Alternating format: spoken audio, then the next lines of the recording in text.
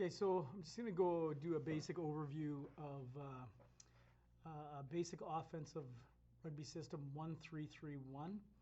What we've done with this system for the sake of this video and for the sake of our use is we're going to make this as simple as we can, just to have pretty simple terminology so that we can get into a system and get a basic understanding of a simple zone rugby offense. And so first thing I'm going to go through is just like the basic terminology that we're going to use, and then I'm going to just talk a little bit about how we get into that from the four basic start positions that we need to be able to get into an offense from. We need to be able to get into our offense from a scrum, from a lineout, from a kickoff, and from a turnover. And so we're going to talk about how we flow into that. So before we get to that, though, let's take a look at our basic terminology that we're going to use for our offense. We have alpha, which is going to be a forward ball off of 9. Bravo, which is going to be a forward ball off of 10. Charlie is just going to be a straight backs ball. And those are our core calls. We need to master these three before we make progress in this offense. Okay. And then if we progress well there, then we're going to move into the delta ball that you guys see here, which is just a forward dummy ball, delta for dummy ball, where the forwards are just going to run through and we're going to pull that ball in behind to the backs. All of those four calls are going to be called by our fly half, or number 10. And then I just want to talk a little bit about our forward pod terms. These are common terms that are used with lots of different offensive systems. We have truck, which is our primary ball carrier, which we're going to talk about. Trailer is your primary ruck support. Tip is a potential pass receiver in that forward pod, and then secondary ruck support. And then we're going to have a tug, which is a pass to the backs from the forwards as the tip runs through. The tug call, I think we're going to call that from probably the number 12 most of the time, or any other midfielders that are in position. So let's kind of just jump right into it.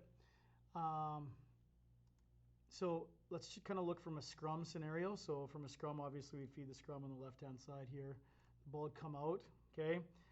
Just like any normal back play or set piece play out of a scrum, backs obviously will have some kind of set moves here out of a scrum scenario. And then we're probably going to move to a breakdown. So obviously the ball would go through the hands, and we probably end up in a breakdown either somewhere by the 12 here or the 13, depending on what that back move looks like. So I'm just going to jump ahead to probably where we're going to break out from that scrum. Now, just let's talk about, before we kind of get there, let's just talk about where guys are going to move to. So just to understand, this is a zone offense, so we're going to be operating in different zones of the field. So the best way to break this up is to break this into 4 different zones, okay? And these aren't going to be perfect, but you could imagine that we're broken into 4 zones where maybe we have this close line here on the left-hand side is the 15. We have the center of the field, and then the far 15. Obviously, these zones are flexible. They don't have to be rigid on those lines, but just a basic understanding of where players are going. From our understanding, what we want to see happen. And the 1331 is dictated on where the forwards are going. And these are forward positions. So from left to right, we'd have this 6 right here, okay? We'd be dropping back into this zone here, okay? We'd have the other Lucy dropping into the far zone over here and just helping out with back balls or creating mismatches on wingers is kind of one of the goals of the 1331, okay? Then we would have the 2 locks, and our 8-man are going to migrate to this zone over here. Okay, and then we would have our front row would migrate back to this zone right here. So if you're just thinking about where players are moving to, that's a basic understanding of where we want those forwards moving to. And then we have what's in behind. We kind of have like a sliding midfield. We can switch sides in the backs, like 10, 12, 13, but as comfort level becomes better, maybe with your 10, 12, 13, they can do a little bit more shifting. But for right now, we're just going to have the 10 calling this for simplicity's sake. So that's kind of the basic overview of where we're going to and why this system is called a 1331. We got 1 forward over here, 3 forwards here, 3 forwards here, and 1 forward there. Okay, so I'm just going to clear that. So if we go back to that kind of first scrum scenario, okay, we said we were going to have a breakdown likely here or likely here from the backs. So with that first back phase, we're also going to have that 7 as he migrates to that far zone. He's gonna also be ruck support on that first breakdown with these backs. So we'd move to a position probably like this, where we get a breakdown here, maybe the 13 goes in, 7 helps out on ruck support, and then the 14. And what you can see here is that we have that first kind of break off of the 8-man and 2 locks moving into their zone right away. Now that's going to be dependent on where that breakdown is. If that breakdown is wide like this, okay, that forward group is going to line up in their zone, right? If you remember that kind of third of the field right here, okay? If you just broke that into thirds, they're lined up here. But if that breakdown is narrow, okay, they would loop out to the outside, okay? And so they're trying to get into their zone regardless. And they're likely going to run probably what we would call the alpha ball after that first breakdown is likely what they're going to end up running. Because they're going to end up in a position where they're able to take a ball directly off of 9, either inside, okay, or with the flow of the field outside, depending if that first back ball is a breakdown there. So you can see kind of they're going to end up in one of those 2 positions. Just going to clear this quickly. We're just going to pretend that they went to that kind of wide position to start with. So we went from the scrum scenario, okay, we had a back crash ball here, somewhere end up maybe the 12, 13 might be in the 7. And we end up in this position here, okay, or the 14 I had in there, okay? So that would just be a Charlie ball off of any scrum, okay? And then the next ball that would come out of that would probably likely be an alpha ball here to this forward group, okay? You can see the 10 is going to kind of sit back and be dictating this a little bit. So typically we might have an alpha ball here off of 9, okay, and then the 10 may move in position here, probably telling his backs where to be at this point, okay. He might not want that 12, he might want that 12 back over here, or he may want backs out to this back to this close side here again, okay. But likely after that first ball, in order to get this tight, or this front row group, the ball here, he's probably going to call a bravo ball. And so a bravo ball, if you look back at our terminology, okay, is a forward ball off a 10. So if we just kind of flip back to that, we have that alpha ball first, okay, which was that second phase. Our first phase was the Charlie ball to the backs off of the scrum. Then we had an alpha ball, okay, which would be a forward ball off 9. And then probably that third phase likely could be a bravo ball there. It could be another alpha ball depending on where they end up in the field. Okay, so that 10 is going to inject themselves into here and be calling the play, so we can kind of get that next forward ball there. And so that would be typical. Probably have the next breakdown, okay, forward ball here, and maybe by this point in time, the 10 has organized his backs. Maybe he sees an opening on the far side. That 6 is a weapon outside against a winger, okay, and so maybe after that, the fourth phase might end up being a Charlie ball out into put that maybe big loose forward against a little winger out on the outside and create that mismatch. Okay, so that's the base of the system. Okay, so that's your 3 kind of base calls as we've seen here, are Alpha, Bravo, and Charlie, and that's going to be the base of this kind of offensive system. Now, the 4th call, let's just talk about the Delta call. So I'm just going to pop back into that kind of first position. So if I end up getting to that second breakdown, okay, and maybe we run that alpha ball here, we're good there, okay, but maybe by this point in time, that 10, okay, is getting themselves ready, and then maybe they have their 12 out here and loaded up ready to go with that 6 on the outside, and the 15, maybe we see something that's an opportunity to go right away, okay. What the Delta ball looks like is the Delta ball is going to be this forward group here is going to run what would be a dummy line in here, okay, and they're going to come up, and as they come up, okay, we would have a pull ball in behind to the 10, and this would be what the Delta call looks like.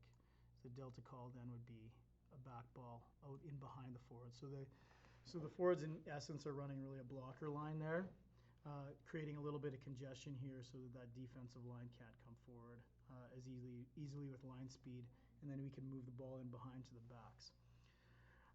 So that's the delta. So that covers kind of our 4 main calls off of 10, okay? And so we should have a good understanding of that. If not, just kind of come back and pause and take a look at those calls and see what their terminology is.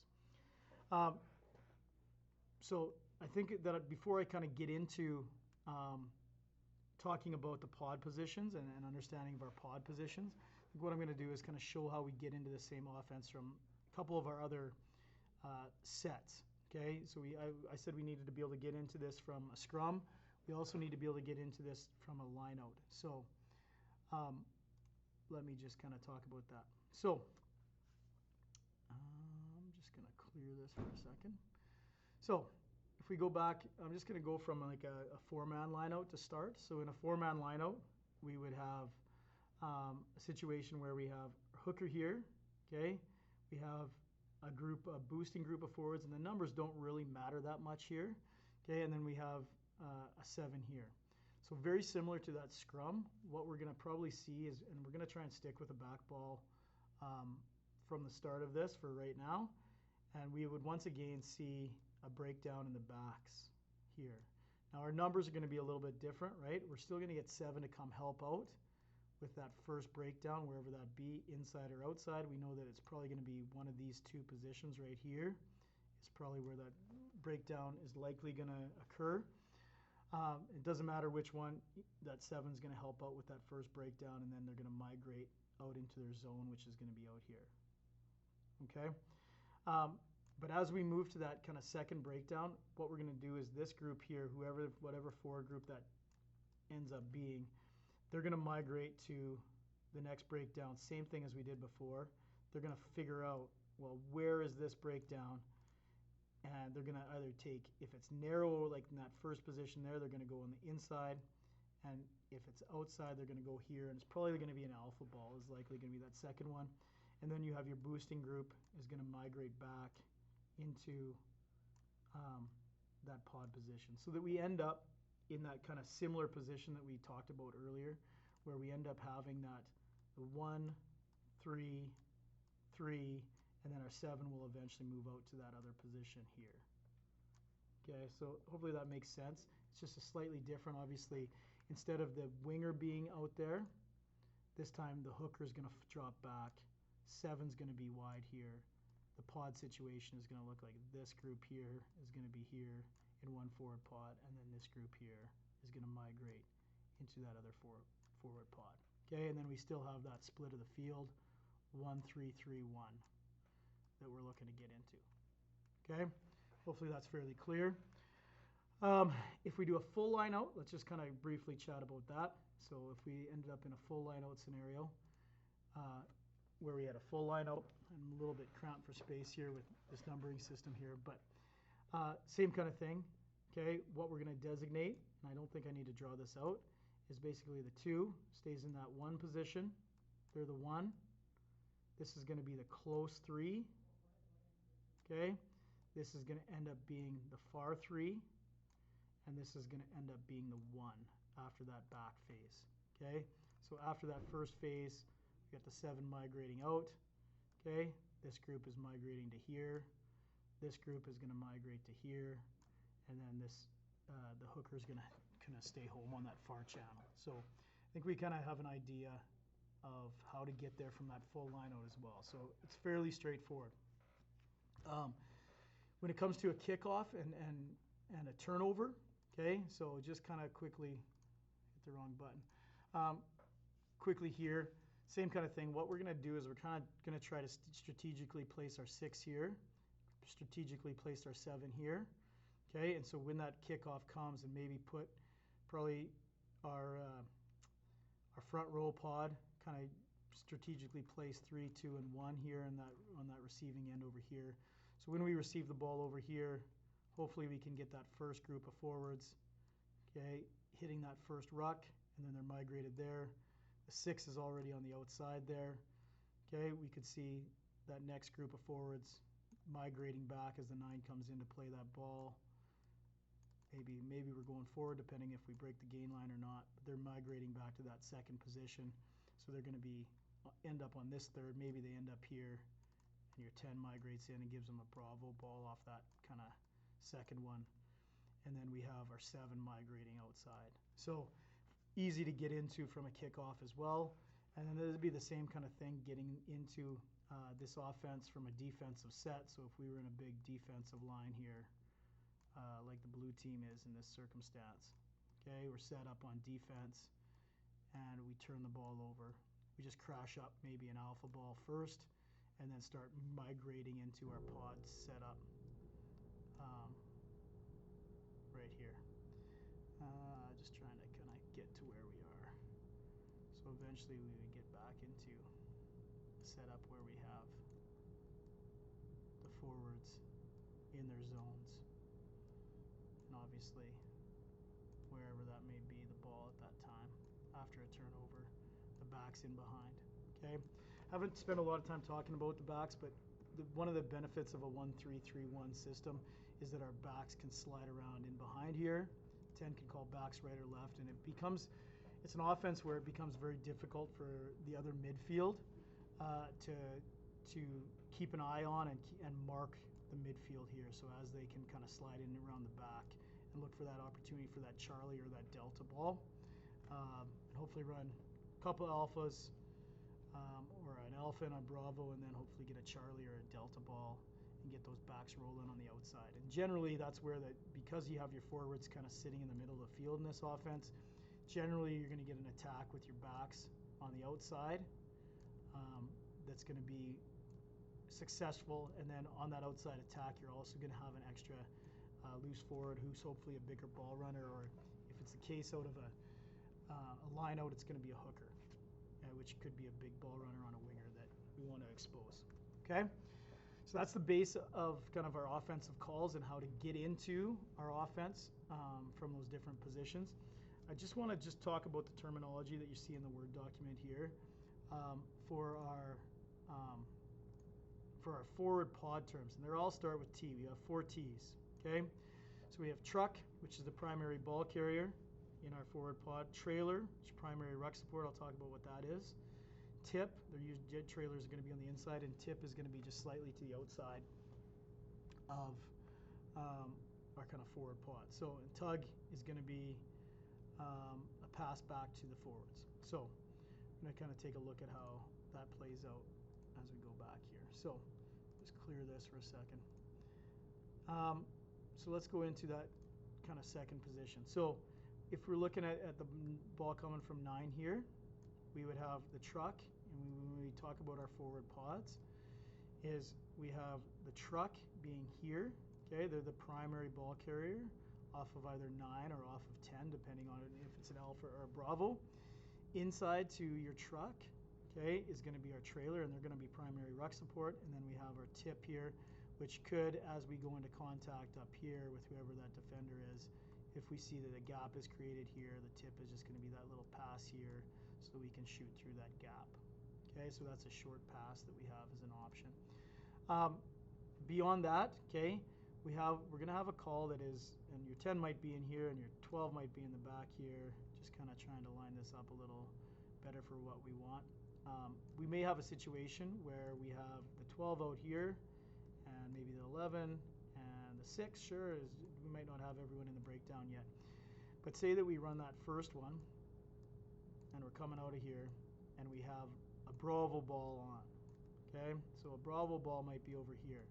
Now, if that 12 out here says, I think it's on, maybe we have no numbers over here and this group is bracing for a forward ball, okay, the call is going to be tug. And so the ball is going to come off 10 to our truck. Our tip is going to run through, and the ball is going to come in behind to our backs and one winger out there, but it's generally to our backs. Okay, so we can expose that. So the tug call is going to be a pass from that truck, from the forwards. If they see something on and they see, oh, they got a whole bunch of forwards kind of stuck in here, we want to go off that forward pod into the backs. The tip can just run through and then we get that pass in here out to our back line. And so that's what the tug is, and we're kind of looking at that pass from our forward system, or offensive system. Generally, that'll be called by the number 12 or another midfielder that might be in position and sees something out there. So that's going to be the base of our offensive system. I think that's as complicated as we're going to get. Hopefully that gives you a basic overview and you understand that. We'll give this a go, and hopefully we can run this throughout the ARC season this year. Talk to you later. Bye.